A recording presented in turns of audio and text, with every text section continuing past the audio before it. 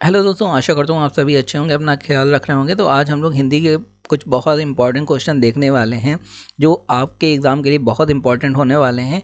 तो वही क्वेश्चन मैंने लिए हैं जो टॉपिक से रिलेटेड हैं। तो उतने ही क्वेश्चन आपको मिलेंगे जो आ सकते हैं, आने के चांसेस और जिस तरीके के क्वेश्चन अभी तक आ चुके हैं। तो चलिए बिना किसी देरी के स्टार्ट करते हैं। सबसे पहला हमारा क्वेश्चन आ रहा है यहाँ पे कि निम्नलिखित में से कौन सा शब्द भाववाचक संज्ञा नहीं है।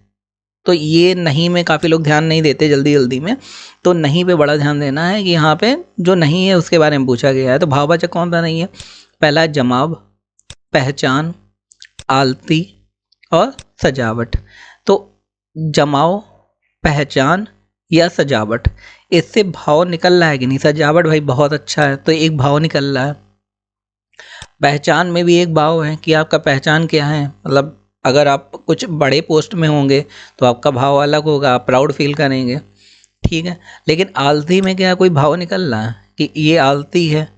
तो इसमें कोई भाव नहीं निकल रहा है, तो यही भाववाचक संज्ञा नहीं होगी। ये आपको अपना कॉमन सेंस तुरंत यूज़ करना है वहाँ पे, क्योंकि टाइम नहीं होता। लेकिन बिल्कुल ये चीज़ नहीं भूलनी कि जहाँ पे नहीं लगा है या फिर पूरा क्वेश्चन सही से पढ़ के ही समझ के ही आंसर देना है।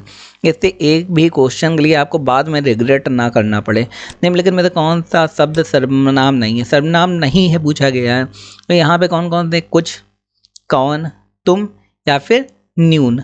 तो यहाँ पे कौन सा सर्वनाम नहीं है? तो सर्वनाम आपको पता ही होगा इंग्लिश में कौन से होते हैं। देखो, कुछ, तुम मतलब थोड़ा, कौन माने कौन, हूँ, तुम माने यू। तो ये सारे तो सर्वनाम में आ गए, लेकिन क्या न्यून सर्वनाम में आता है? कभी आपने पढ़ा है? नहीं पढ़ा होगा। तो ये सर्वनाम नहीं है। तो इसमें भी यही पूछा गया, सर्वनाम नहीं है। आगे देखते हैं, क्वेश्चन दिया निम्नलिखित में से कौन सा शब्द संबंधवाचक सर्वनाम नहीं है? तो ऐसा शब्द आपको बताना है जो संबंधवाचक सर्वनाम नहीं है।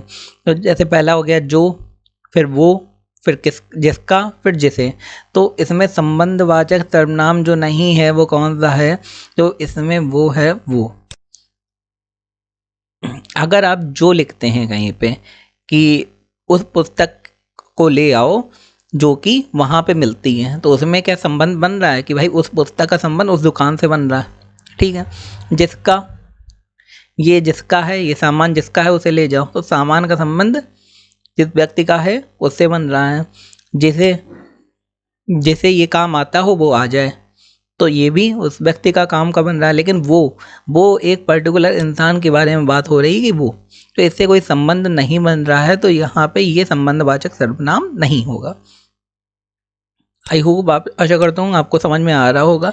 जिस क्वेश्चन का आंसर आपको आ रहा है या फिर कुछ डिटेल आपको देनी है या कन्फ्यूज़न है, वो आप कमेंट सेक्शन में राइट कर सकते हैं। आगे क्वेश्चन, निम्नलिखित में से कौन सा शब्द जातिवाचक संज्ञा है?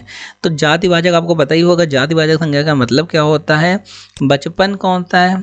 व्यक्ति है, मिठास है या फिर हरियाली है? भाई जाति किस में पता हो रही है? व्यक्ति में जाति पता हो रही है। मिठास कोई जाति नहीं है, हरियाली कोई जाति नहीं है और बचपन कोई जाति नहीं है। तो जातिवाचक संज्ञा कौन सा है? व्यक्ति। आगे देखते हैं, निम्न में से कौन सा शब्द जातिवाचक संज्ञा है? दोबारा आ गया ये क्वेश्चन। तो यहाँ पे व्यक्तित्व, व्यक्तित्व कोई जाति नहीं है, क्योंकि किसी का व्यक्तित्व उसके बारे में बता रहा, ना कि उसको इंडिकेट कर रहा है या उसके बारे में बता रहा है। तो बच्चा, बच्चा हो सकता है। मित्रता, मित्रता भी जाति नहीं है। और हिमालय, वो तो एक पर्वत का नाम है, तो ये जाति नहीं है। हिमालय को जाति नहीं ले सकते क्योंकि वो किसी व्यक्ति के बारे में बात करेंगे। तो बच्चा जो है वो जाति में आता है। ये सिंपल सा क्वेश्चन है। बोलने वाले या लिखने वाले व्यक्ति के लिए जिन सर्वनामों का प्रयोग किया जाता है उसे क्या कहते हैं? मध्यम पुरुष सर्वनाम या अन्य पुरुष सर्वनाम या फिर इनमें से कोई नहीं है उत्तम पुरुष। अब बोलने वाले या लिखने वाले के लिए, व्यक्ति के लिए जिन सर्वनामों, तो जो बोलता है या फिर जो खुद लिख रहा है, तो कौन सा सर्वनाम होगा वहाँ पे? प्रथम पुरुष, मध्यम पुरुष और उत्तम पुरुष। तो जो उत्तम पुरुष वाला होगा वहां पे वो आएगा। निम्नलिखित में से कौन सी संज्ञा विशेष खास का बोध कराती है? तो कोई खास चीज की बात हो रही है, तो यहाँ पे कौन सी संज्ञा होगी जो खास चीज का बोध कराती है? व्यक्तिवाचक संज्ञा, उपरोक्त सभी या फिर भाववाचक संज्ञा, जातिवाचक संज्ञा। तो यहाँ पे जब विशेष या खास की बात करी गई है, तो इन संज्ञाओं में से कौन सा आपको कोई खास लग रहा है? भाव कोई खास नहीं होता, क्योंकि भाव निश्चित होते हैं। जाति, जाति कोई खास नहीं होती। अब मैंने कह दिया कि जानवर, बिल्ली या फिर इंसान, बच्चा, तो ये कोई खास नहीं है, क्योंकि खास का मतलब क्या है, किसी पर्टिकुलर, किसी विशेष इंसान की बात हो रही है, किसी एक इंसान की बात हो रही है। यहाँ पे एक इंसान है जिसका नाम रमेश है, तो वो एक खास हो गया क्योंकि वो खाली एक ही इंसान है जो रमेश है। तो यहाँ पे व्यक्तिवाचक संज्ञा आपका सही आंसर हो जाएगा। आगे देखते हैं, निम्नलिखित में से कौन सा शब्द भाववाचक संज्ञा नहीं है। भाववाचक संज्ञा आपको बताने की जरूरत नहीं, ये जैसे विद्वान है, फिर बचपन है, फिर मित्रता है, फिर बुढ़ापा है। तो तुम्हें भाववाचक नहीं की बात करी गई है, तो इसमें कौन सा नहीं है? बचपन, ये तो भाव है कि जैसे मेरे बचपन के दिन बहुत अच्छे थे। मित्रता, ये भी भाव है। और बुढ़ापा, ये भी एक भाव है। कौन सी भाववाचक संज्ञा नहीं? विद्वान। विद्वान होना कोई भाव नहीं है। आगे देखते हैं, निम्नलिखित में से कौन सी भाववाचक संज्ञा की रचना विशेषण से नहीं हुई है। तो किस भाववाचक संज्ञा की रचना विशेषण की सहायता से नहीं हुई है, आप ये भी कह सकते हैं। यहाँ पे आंसर दिया सहायता, ऊंचाई, मूर्खता और चमक। तो इसमें कौन सी है जिसका विशेषण नहीं है? वो हमारी चमक है। अब वो कैसे चमक, ये आप समझ लीजिए। मूर्ख का क्या होता है? मूर्खता। ऊंचा का क्या होता है? ऊंचाई कह सकते हैं।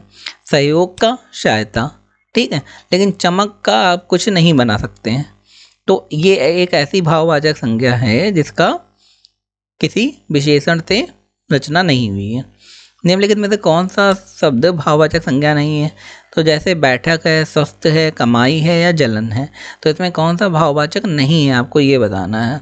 तो बैठक, कमाई और जलन, ये सारे एक भाव हैं। कुछ भाव निकल रहा है भाई, जलन, किसी जलना एक भाव है, लेकिन स्वस्थ होना कोई भाव नहीं है। तो आपको, या फिर आप ऐसे भी क्वेश्चन ढूंढ सकते हैं कि आप उसे उल्टा कर लीजिए क्वेश्चन को, ये कर लीजिए कि कौन सा भाववाचक संज्ञा नहीं है, तो इसका कौन सा है। तो जो है उन्हें निकाल दीजिए, जो नहीं है उसे साइड कर लीजिए। तो दोनों तरीके से आप क्वेश्चन सॉल्व कर सकते हैं, जिस तरीके से भी आपको अच्छा लगे। आगे देखते हैं, निम्नलिखित में से कौन सी भाववाचक संज्ञा की रचना जातिवाचक संज्ञा से नहीं हुई है। भाई कौन सी भाववाचक संज्ञा की रचना जातिवाचक संज्ञा से नहीं हुई है? जातिवाचक क्या होता है? किसी जाति के बारे में करना, जैसे सज्जनता। सज्जनता कौन दिखा सकता है? इंसान दिखा सकता है। तो इसका संबंध जाति से है कि नहीं? बिल्कुल है। ऐश्वर्य किसके पास हो सकता है? इंसान के पास हो सकता है। गौरव किसके पास हो सकता है? इंसान के पास हो सकता है। तो लेकिन उड़ान, उड़ान कोई भी भर सकता है। जैसे उड़ान के लिए रॉकेट भी उड़ान भर सकता है, तो उसे जाति में काउंटर नहीं करेंगे। तो इसी का संबंध किसी जातिवाचक संज्ञा से नहीं हुई है। आगे देखते हैं, जो सत्य बोलता है वह नहीं डरता। इस वाक्य में कितने सर्वनाम का प्रयोग हुआ है? तो भाई जो सत्य बोलता है वह नहीं डरता है, तो इसमें सर्वनाम जो प्रयोग हुए हैं वो खाली 2 सर्वनाम हुए हैं। आगे देखते हैं, भाववाचक संज्ञा की रचना निम्न में से किससे होती है? तो क्रिया से होती है, जातिवाचक संज्ञा से होती है, विशेषण से होती है, उपयुक्त सभी से होती है। तो जो भाववाचक संज्ञा है हमारी, उसकी रचना उपयुक्त सभी से होती है। देखो अभी मैंने बताया कि जातिवाचक संज्ञा से भी हो सकती है, बिल्कुल, क्रिया से भी हो सकती है और विशेषण से भी हो सकती है। भाव तो कहीं से भी निकल सकता है, उसका यूज करके इन तीनों का हम लोग भाव बना सकते हैं, किसी शब्द में भाव दे सकते हैं। भाववाचक संज्ञा कठोरता की रचना किससे हुई है? तो जो कठोरता है वो भी एक भाव है, तो उसकी रचना किससे हुई है? वो विशेषण। अच्छा इसे कैसे निकालेंगे? अगर कठोर आ गया आपका, तो उसका कठोरता होता है जहाँ पे भी ता आ जाए, ऐसा कुछ, मतलब किसी वर्ड को एक्सपेंड, मतलब बढ़ाया गया हो, जैसे कठोर को बढ़ा के कठोरता कर दिया गया, तो वहाँ पे विशेषण करके आएंगे आप। आगे देखते हैं, क्वेश्चन दिया है, निम्नलिखित में से कौन सा शब्द पुरुषवाचक सर्वनाम नहीं है? तो पुरुषवाचक सर्वनाम कौन सा नहीं है? वह, आप, हम या फिर कोई। तो यहाँ पे कौन सा पुरुषवाचक सर्वनाम नहीं है? तो वह भी आपको पुरुष लग रहा होगा, आप भी पुरुष लग रहा है, हम भी पुरुष लग रहा है, तो कौन सा नहीं है? कोई यहाँ पे पुरुषवाचक नहीं है, क्योंकि कोई के लिए हम महिला के लिए भी यूज कर सकते हैं और पुरुष के लिए, वैसे यूज दोनों के लिए कर सकते हैं, लेकिन ये निकल क्या रहा है, ये स्त्रीलिंग के लिए निकल रहा है, तो यहाँ पे डी वाला हमारा सही हो जाएगा। तो दोस्तों आशा करता हूँ आपको वीडियो अच्छा लगा होगा, इन्फॉर्मेटिव लगा होगा। अगर आपको अच्छा लगा तो हमारे चैनल को लाइक शेयर सब्सक्राइब जरूर कर दें, जिससे आगे आने वाली वीडियो की अपडेट आपको मिल सके और मुझे भी मोटिवेशन मिल सके और अच्छा वीडियो और अच्छा कंटेंट लाना का। आपके लिए धन्यवाद।